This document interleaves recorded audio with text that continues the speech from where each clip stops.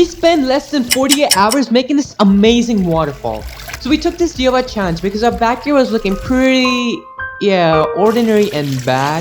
So we all brainstormed together and thought of an amazing solution that would solve this problem and our backyard amazing. It also contains fishes. There's no other concept on YouTube that complies to this one. So this is a unique idea. And in this video, I will take you through the journey of making this waterfall. What you should do and you should not do. So first, we went to go and get waste materials and pieces of stones or even some rocks. So just saying, you won't find these in Home Depot or any other store, but search on Google landscaping supply stores to find these.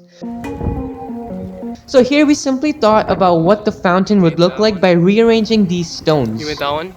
Yeah. But when we told the workers there that we only need to buy the waste materials, confused, they guided us to where they dump it. Finally, after choosing it, we went to the cashier and we got it for around $60. Not sure why they had to charge even though it was waste, but I don't know, they just took it, I guess. Then after we went to the Home Depot and got a sump pump. Now this is the most important thing, I cannot stress this.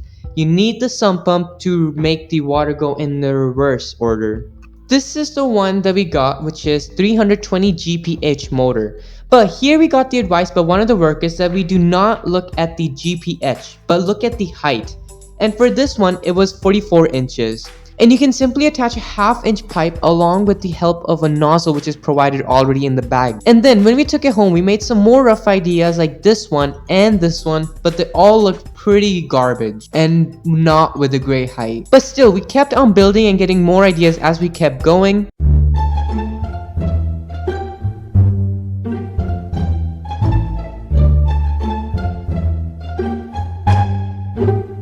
But here, I thought that if the stones are not even going to be seen, then why put them under and give the fountain a height? So here I got the idea to build a base with bricks. So here you can see the image of how it looked like, and it was so helpful and erased the entire fountain without wasting any of the pieces. Then after making steps for the fountain with the stones and digging a 1-foot hole for the water to land in, we started filling the pond itself with gravels and pebbles for the cement to fill inside of. Intense montage. Anyways, before putting in cement, we gotta put in wires like this. We do this so the cement takes a grab on the floor and keeps strength, or some other reason like that. And here goes the cement.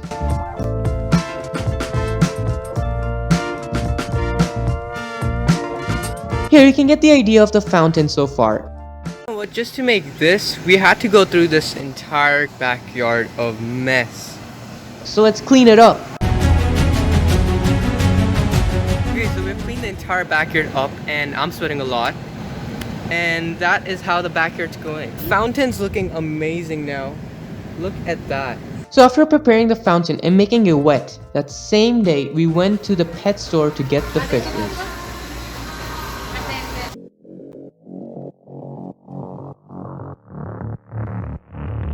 But got distracted by cuteness overload. What are you doing?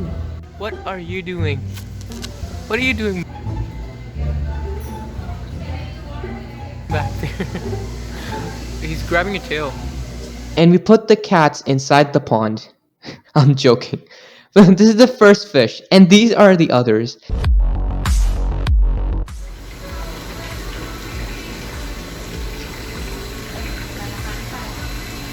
Since we were done for the day and cement was drying pretty much, we put the fishes in this container and waited for the next day. This was so exciting though because we never really got fishes ever before. Finally, we put in some of the stones and wood chips that we already had laying around the house. And we have the final waterfall. As of editing this video, we made some more changes like this, which looks, I bet, more better. But if you like this DIY, then like the video and tell me if you might make it. Do not procrastinate.